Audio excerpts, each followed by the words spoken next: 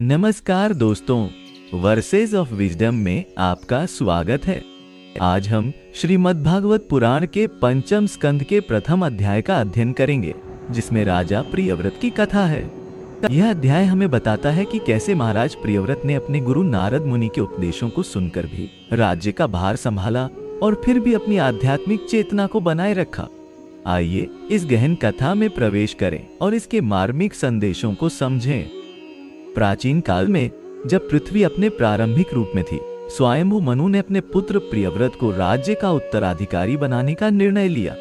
परंतु प्रियव्रत का मन तो आध्यात्मिक साधना में लगा था। वे दिन रात भगवान नारायण के ध्यान में लीन रहते और संसार के राज्य का भार उठाने से दूर रहना चाहते थे। मनु ने अपनी चिंता व्यक्त की, हे महर्षि, मेरा पुत्र राज्य संभालने से इनकार करता है। वह केवल तपस्या और साधना में ही रुचि रखता है, परंतु प्रजा का पालन कौन करेगा? नारद मुनि ने गंभीरता से कहा, धर्म का पालन भी एक महान साधना है। नारद मुनि प्रियव्रत के आश्रम की ओर चले। वहां प्रियव्रत गहन समाधि में लीन थे।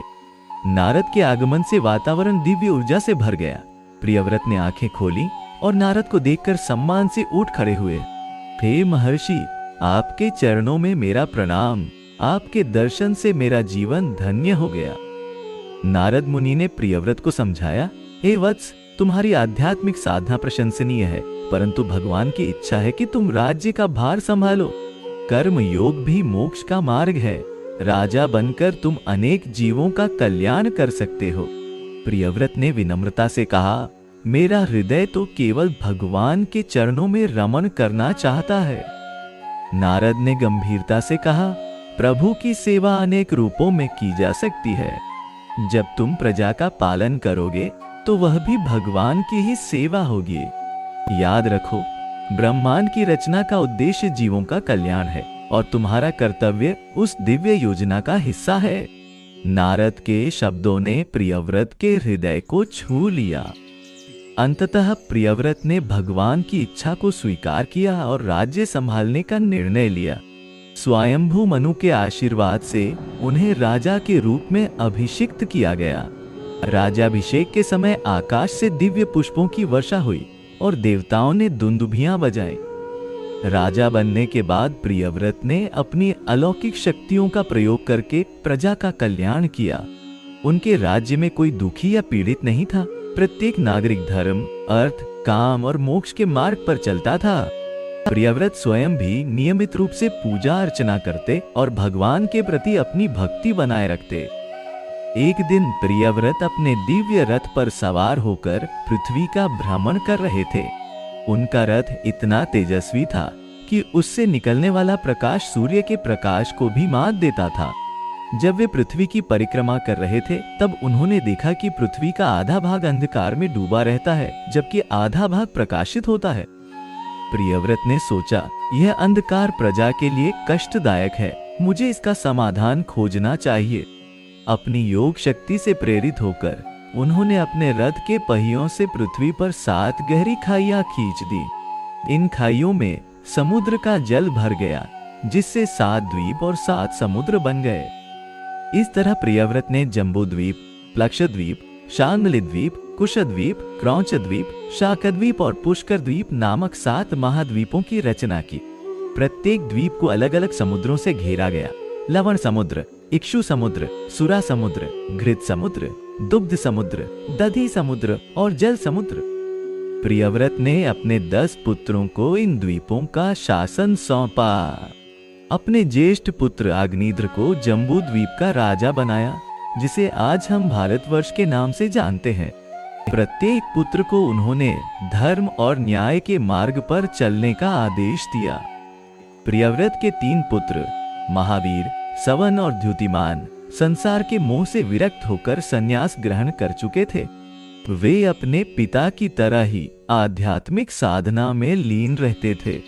प्रियव्रत उनके त्याग और तपस्या से अत्यंत प्रसन्न थे, क्योंकि वे जानते थे कि संसार में रहकर भी संसार से निर्लिप्त रहना ही सच्ची साधना है। अपने राज्य को सुव्यवस्थित करने के बाद प्रियव्रत ने 7 सूर्य की रचना की, जो 7 द्वीपों को प्रकाशित करते थे। इससे पृथ्वी के सभी भागों में उजाला रहने लगा और प्रजा सुख शांति से रहने लगी। प्रियव्रत की इस अद्भुत रचना को देखकर देवताओं ने भी प्रशंसा की। राज्य का भार संभालते हुए भी प्रियव्रत नियमित रूप से आध्यात्मिक अभ्यास करते थे। प्रतिदिन सूर्योदय से पहले उठकर वे ध्यान और पूजा में लीन हो जाते। उनका मन सदैव भगवान के चरणों में रहता, जबकि उनके हाथ प्रजा की सेवा में लगे रहते। इस तरह वे कर्म योग का आदर्श उदाहरण बने।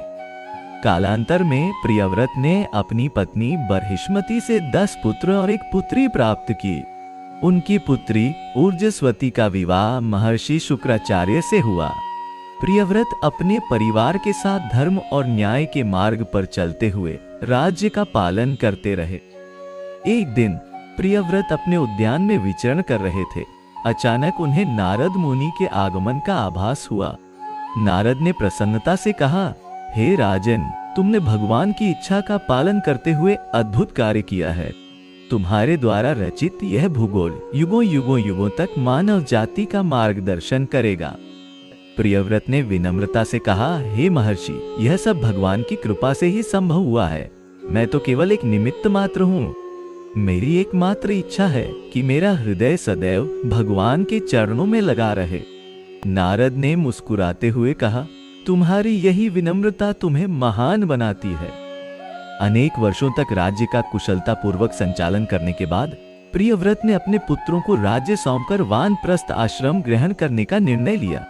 वे हिमालय की गोद में स्थित एक शांत आश्रम में चले गए, जहां वे पूर्ण रूप से आत्मचिंतन में लीन हो गए। आश्रम में रहते हुए प्रियव्रत ने कठोर तपस्या की।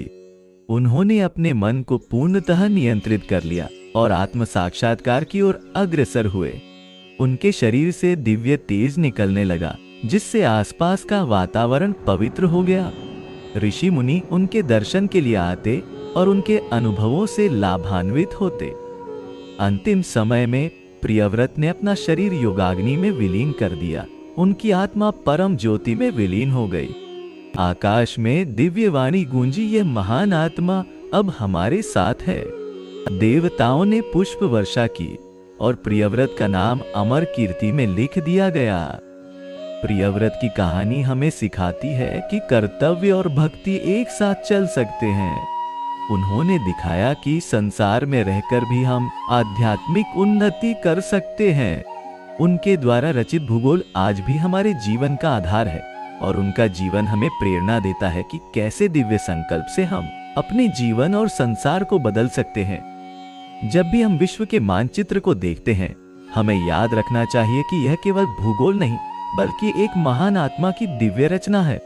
प्रियव्रत का जीवन हमें सिखाता है कि सच्चा राजा वह नहीं जो केवल शासन करता है, बल्कि वह जो अपनी प्रजा के कल्याण के लिए स्वयं को समर्पित कर देता है और अपने कर्मों से संसार को सुंदर बनाता है। मित्रों, आज हमने महाराज प्रियव्रत की अद्भुत कथा से बहुत कुछ सीखा। उनका जीवन हमें सिखाता है कि कैसे हम अपने कर्तव्यों का पालन करते हुए भी आध्यात्मिक मार्ग पर चल सकते हैं। यदि आपको यह कथा पसंद आई तो कृपया इस चैनल को सब्सक्राइब करें और अपने विचार कमेंट्स में साझा करें। वर्सेस ऑफ विजडम के साथ और भी रोचक कथाओं के लिए बने रहिए। धन्यवाद और शुभकामनाएं।